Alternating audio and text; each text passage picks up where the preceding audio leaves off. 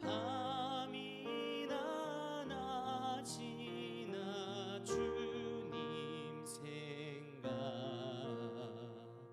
잘 때나 깰 때 함께 하소서. 지혜의 주여 말씀으로써 언제나 내 안에 계십소서. 주는 내 아버지 나는 아들. 주 안에 내가 늘 살고 지고.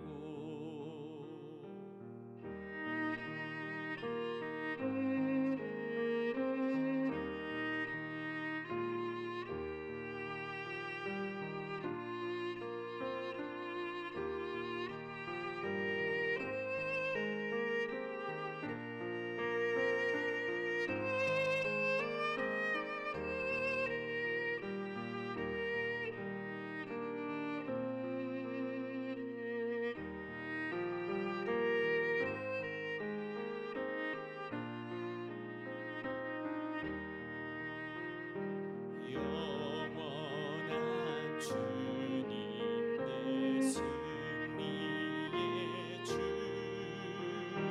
하늘의 기쁨을 주옵소서. 어떠한 고난이 닥쳐와도 만유의 주여 소망 되소서.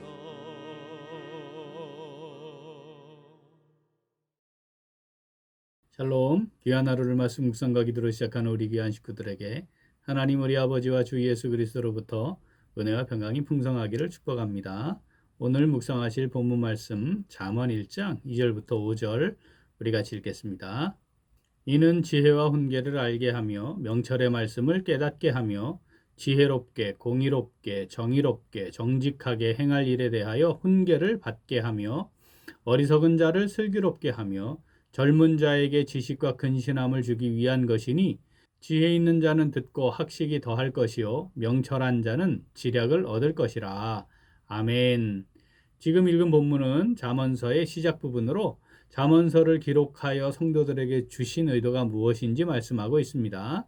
자, 하나님께서는 2절 말씀을 통해 지혜를 알게 하고 훈계를 알게 하고 명철의 말씀을 깨닫게 하시려고 잠언서를 주셨다고 말씀하셨습니다. 그리고 3절에서는 훈계와 관련된 내용에 대해 부연하시죠. 자, 오늘 3절 말씀 같이 한번 읽어보겠습니다. 지혜롭게 공의롭게 정의롭게 정직하게 행할 일에 대하여 훈계를 받게 하며. 아멘. 이 말씀을 읽어보면 지혜, 공의, 정의, 정직, 자, 이렇게 행하는 것에 대해서 훈계를 받게 하려고 하는 것이다. 이렇게 되어 있지만 원문을 잘 살펴보면 공의롭게 정의롭게 정직하게는 하나의 세트가 될 수 있고요. 이것을 행하되 지혜롭게 해야 된다. 그걸 어떻게 해야 되는지 훈계를 받게 하려고 이 말씀을 주신 것이라 이렇게 기록이 되어 있습니다. 그래서 이 표준 세번역은 이렇게 번역을 했습니다. 정의와 공평과 정직을 지혜롭게 실행하도록 훈계를 받게 하며. 그러니까 정의, 공평, 정직. 지금 우리 개혁 개정은 공의, 정의, 정직인데, 자, 정의, 공평, 정직을 행하기는 하는데 어떻게 행해야 된다? 그걸 지혜롭게 행하도록 훈계를 받게 하기 위함이다. 자, 이런 말씀입니다. 자, 정의, 공평, 정직 또는 공의, 정의, 정직. 자, 이것을 따라 살아가는 것이 매우 중요한 삶의 원리이자 기준 아니겠습니까? 그런데 그것을 행함에 있어서 그냥 막 행하면 되는 게 아니고 어떻게 해요?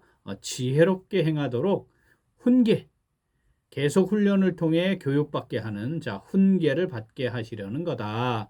이런 의미입니다. 이 말씀은 두 가지 의미를 지닙니다. 첫 번째는요.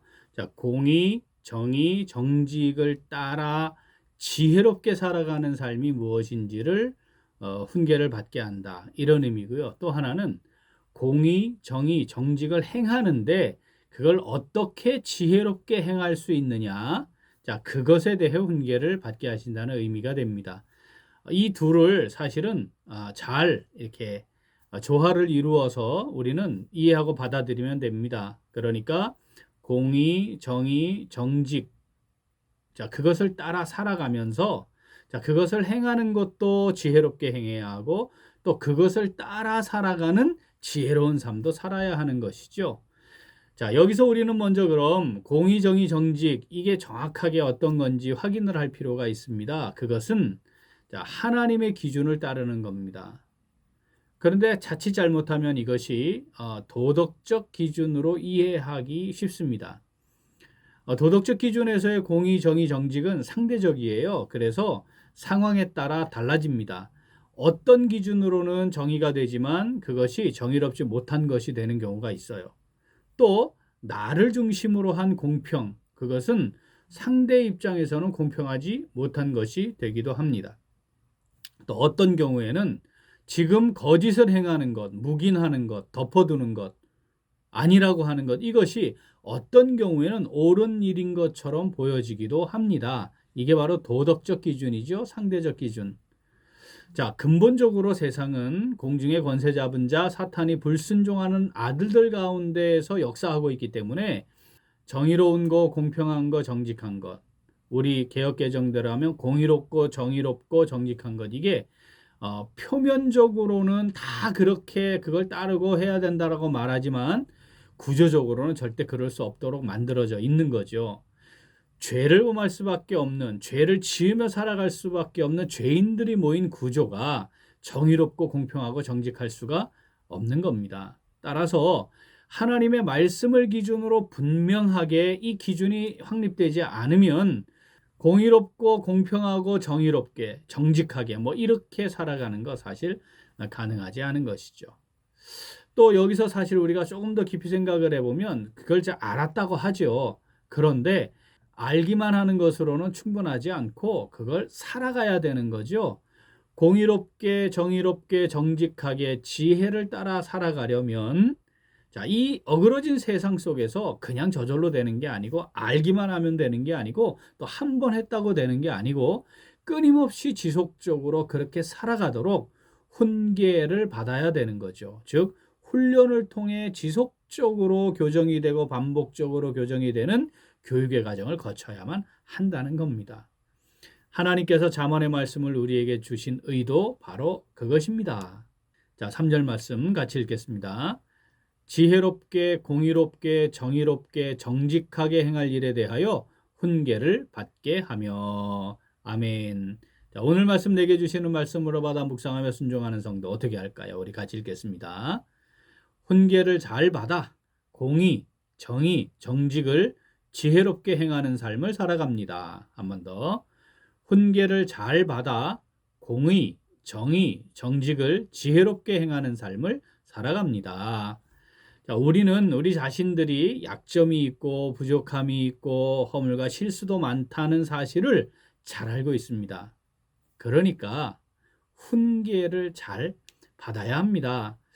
만일 내가 훈계를 받을 필요가 없다고 생각하거나 훈계받는 것을 기분 나빠하거나 싫어하면 이건 나에게 전적으로 문제가 있는 겁니다. 분명한 사실은 성숙한 신앙생활을 유지하는 성도는 훈계받는 것을 믿음으로 지속한다는 겁니다. 공의, 정의, 정직을 정의, 공평, 정직으로도 번역할 수 있다 했지 않습니까? 이것을 어떻게 해요? 삶의 자리에서 행하려고 해야 합니다. 그런데 이걸 행하려고 하면 앞에서 살펴본 것처럼 이 세상의 구조와 부딪히게 되어 있습니다. 아이러니하게도 세상이 지속적으로 그것을 기대하고 바라고 원하는 것 같습니다. 공정하기를 원하고 정의롭기를 원하고 정직하기를 원하고 공평하기를 원하는 것 같아요. 그러나 만약에 그것이 내 손해를 담보하는 거라면, 내 희생을 감수하는 것을 조건으로 한다면 동의하지 않습니다. 어떤 경우에는 공의와 정의와 정직을 따라 행하고자 하는데 오히려 그것을 거부하고요. 그것을 비난하기도 하고요. 심지어는 박해하기까지도 합니다. 마태복음 5장 10절부터 한번 읽어볼까요? 의를 위하여 박해를 받은 자는 복이 있나니 천국이 그들의 것임이라. 나로 말미암아 너희를 욕하고 박해하고 거짓으로 너희를 거슬러 모든 악한 말을 할 때에는 너희에게 복이 있나니 기뻐하고 즐거워하라. 하늘에서 너희의 상이 큼이라. 너희 전에 있던 선지자들도 이같이 박해하였느니라. 아멘. 주님이 이 말씀을 하시지 않았습니까? 우리가 의를 위하여 살아가면, 의를 따라 살아가면, 주님의 십자가를 지고 이 세상을 하나님께서 이루고자 하는 귀한 일을 따라 살아가면 그것이 그들에게 악을 행하는 것이 아님에도 불구하고 박해받을 수 있다니까요.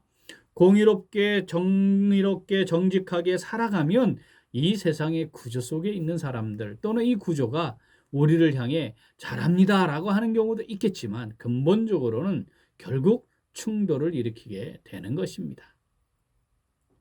박해와 고난을 피하기 위해 공의롭게 정의롭게 정직하게 살아가는 것을 포기하는 거 사실 우리에게 있을 수 있단 말이죠.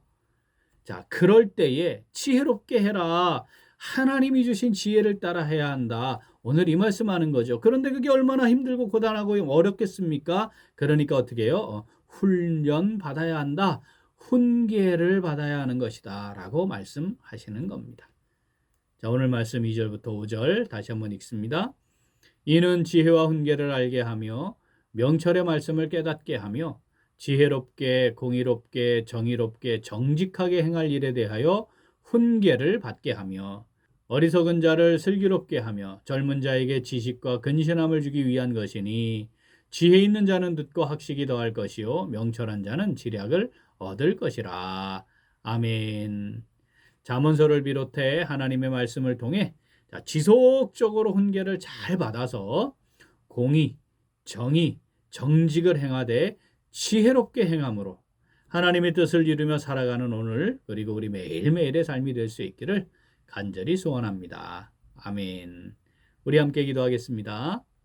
하나님 아버지, 저희들에게 잠언을 비롯한 하나님 말씀을 주심으로 하나님의 자녀여 백성다운 삶을 살아갈 수 있도록 은혜 베풀어 주시니 진심으로 감사드립니다.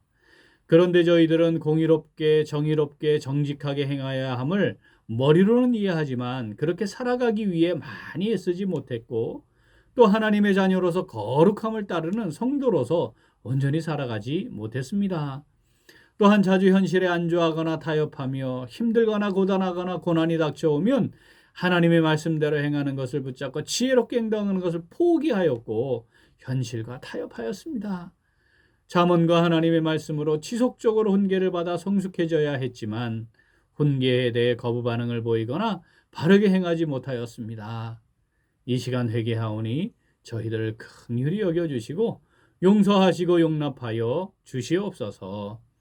이제 잠언의 말씀을 비롯한 하나님의 말씀을 통해 지속적으로 훈계를 받아 공의와 정의와 정직함으로 지혜롭게 행하며 살아갈 수 있기를 간절히 소원하오니 성령으로 저희들을 붙잡아 주시고 함께 하시고 인도하여 주시옵소서.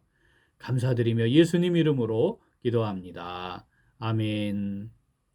오늘도 기도는 하나님의 영광을 나타내는 교회가 되기 위하여입니다. 먼저 하나님이 주시는 꿈과 비전을 이루어가는 교회가 되기 위하여 기도하겠습니다.